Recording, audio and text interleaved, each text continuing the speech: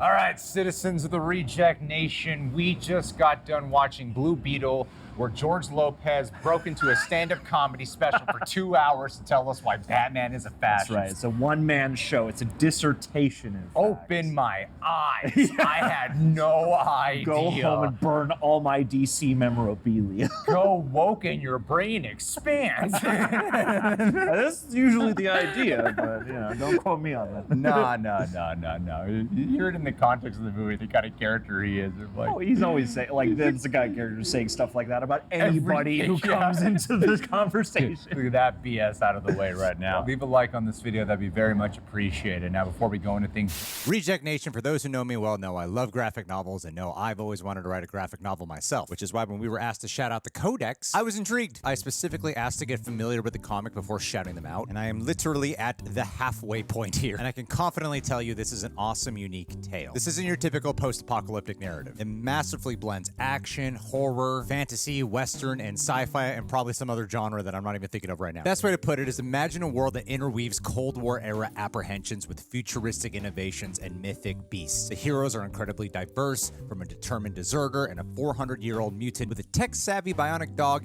and a powerful sand druid. What's their daunting mission? To vanquish this ancient demon, Darmok. Yet this journey is fraught with challenges, facing adversaries like the Death Pawns, these terrifying radiated zombies, screamers, these harrowing banshees, and chaos reapers, these giant dragonflies oozing acid, among others. So what really makes the Codex stand out is this unparalleled fusion of Cold War dread, avant-garde tech, and of course legendary monsters. It paints this grand tale where this ominous nuclear catastrophe unleashes these dark forces. And of course urging brave souls to step up and restore their realms. And already the artwork and intricate storyline have genuinely left an impression on me. If you, like myself, cherish indie creativity, then let's show our support on their Kickstarter. Believe me, diving into the Codex will give you this unparalleled experience. So don't forget to click that link below. we got to get our thoughts out on this end of DCEU, beginning of DCU movie. It's the fulcrum point. And with the way this movie works, you're like, yeah, this could be in the DCEU or the DCU, and the way the movie 100%. handles the references to the other It's characters. in the perfect position. James Gunn is right. John, give them a quick plot description of this movie. Yes. Give it a go. All right. Jaime Reyes, back from college, You're down killing on his it. luck, looking for You're a doing job, finds an opportunity at the Kord building where Yeah, he stumbles that's awesome. upon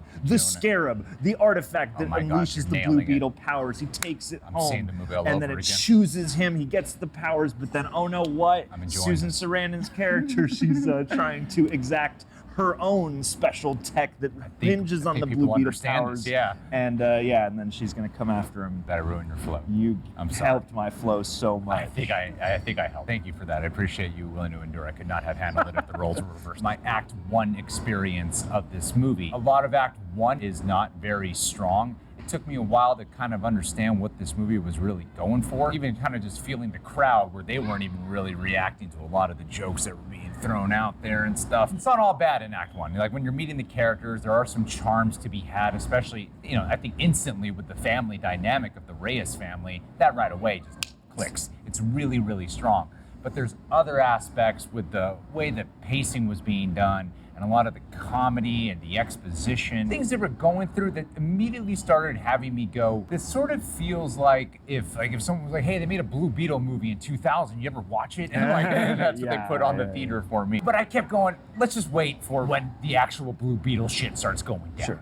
Let's just wait for Act 2. And I gotta say, by the time it got to Act 2, the parts you see in the trailer where Jaime Reyes, comes into contact with the Scarab, it was pretty fast. It was really, really fast. The charm of this movie quickly started to take over. I would say almost instantaneously it started to take over. Like, if you just hold out until Act 2, you're like, whoa, wait a minute. This movie's becoming genuinely fun. Yeah. It's becoming genuinely endearing. The heart and the comedy is actually starting to really work right now. Everything that I was becoming cynical, not everything. There's especially things about the villains that I want to go into that doesn't quite work with this movie, but I'll save it right there so that way I can let John get some opinions in here. The first 10 to 15 minutes, I was sitting there being a little bit worried because I was like, okay, this is feeling a little bit flat. I can feel people performing and stuff like that. But once you get on the adventure and the family ensemble really gets a chance to lock together and you get everybody in the same room and you really start to let the scenes breathe, absolutely, the movie comes to life. And that spirit, that heart,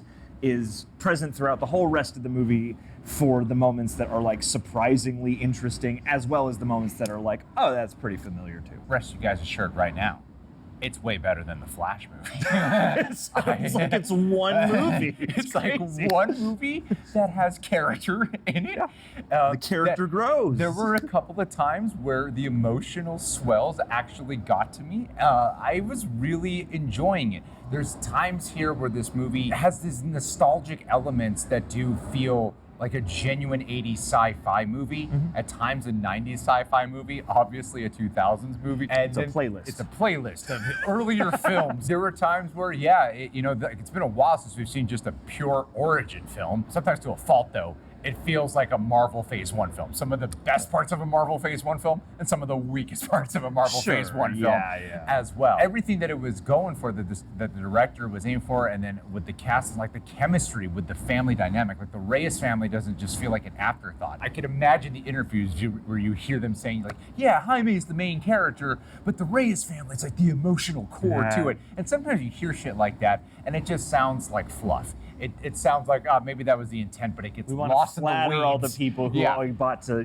bring this to life. Yeah, it gets lost. That is not the case here. They are all so integral, and other than, I would say, the mom who gets one little moment to shine. She's the only player in the whole ensemble of the family who doesn't really shine.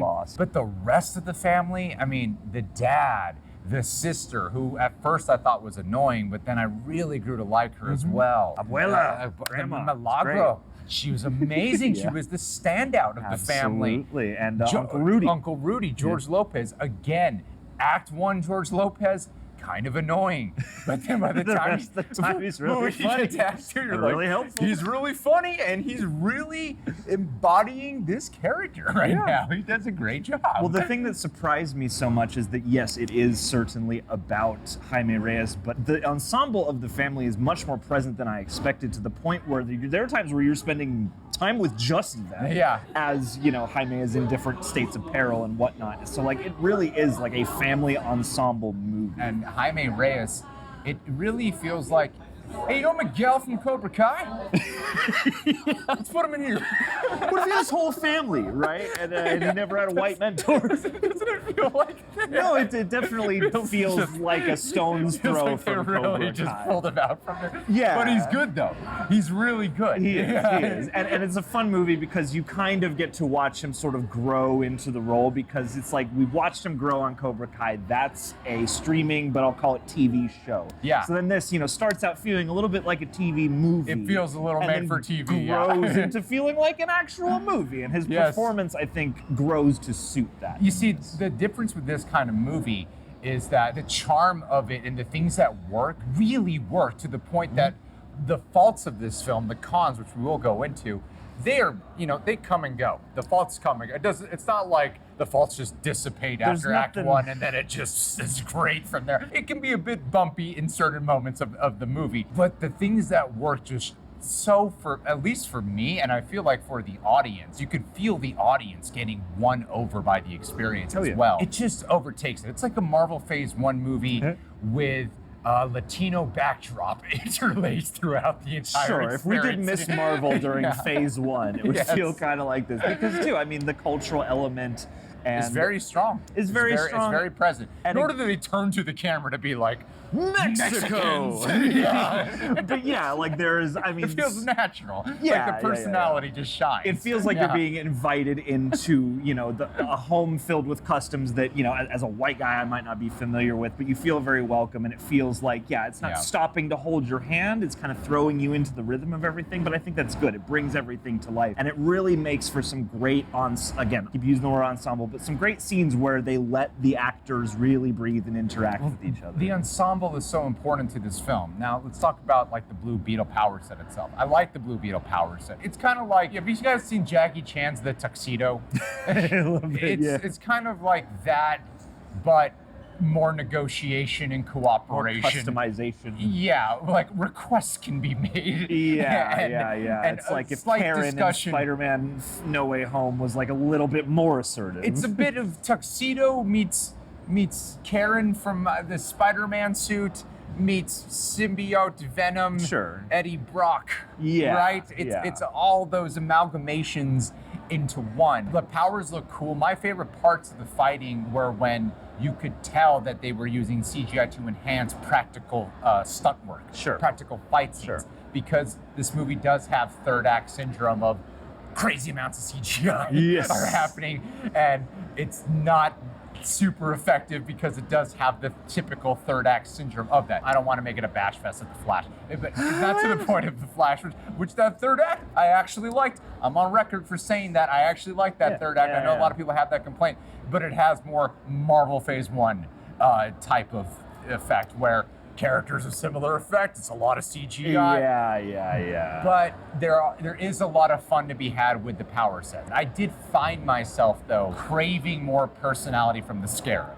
Yeah. Because they do establish that, slight spoiler here, I mean, you could literally look up on Wikipedia. You're sort of like, what's the Scarab? From like the comic. They do establish it's an alien entity, but they treat it so much like it's a robotic entity. They treat it so much like it's an android. I did find myself craving a bit more of just give it a personality. You know, the things that they're finding it threatened by, that it's going to overtake Jaime, and that he's not going to have any control or say in what he can do, and that it could just be this lethal weapon that could destroy all. There could have been more fun with the writing to be had with the cooperation, him learning to bond with it, instead of it just being essentially a robot that occasionally has a line or two where you can see that it is becoming more sentient. The arc there between them kind of commingling and learning to work together, it's there. It's just one of the most sparse aspects of the movie, to the point where you could almost forget about it and not have the experience change that much. It's like if they are graced with the ability to make a Blue Beetle Part 2, I would want much more sort of back and forth, or some kind of, I mean, not to make it just Venom, but that has like a very strong element of entity and protagonist together. And I feel like, that was a bit missing here. I thought it was really missing. They harp on what the Scarab is quite a bit. And it's such a formidable presence, and it has this very unique, set of powers and abilities and a unique look and stuff like that. But there are times where it is really impressive what they do. Kind of like how Green Lantern can just use his imagination to conjure up weapons. That's how the Scarab works. Anything you can dream, it can make. Yeah, and so at times it is pretty sweet. Like some of the things that really don't work. Susan Sarandon, I feel like the bio on her was generic villain. Yes.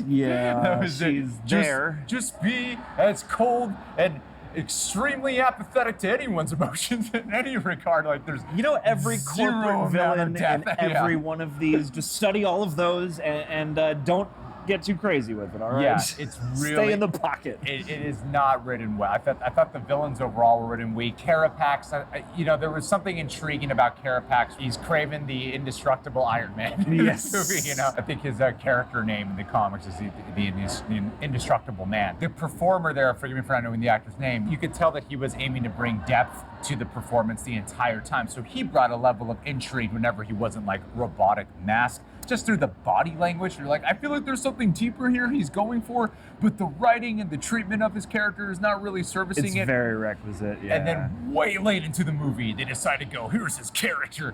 And they give you a very interesting bit there to help the third act kind of like, okay, we're doing the big passion crash. But like, it's maybe a little too late, but I'm glad they put it in. It's like in the middle of the road a little too late. You're it works, it made this more effective, but it's a good part of this movie. It was still kind of also. I would still be checking out though whenever he was on screen. Sure, yeah. It doesn't fix the part where for 2/3 of this movie I was like, whatever, he's just another big overpowered guy. It doesn't make me look back on those and go, wow, those scenes are much better now. Yeah. But from here on, great. Now the movie's pretty much over. Great.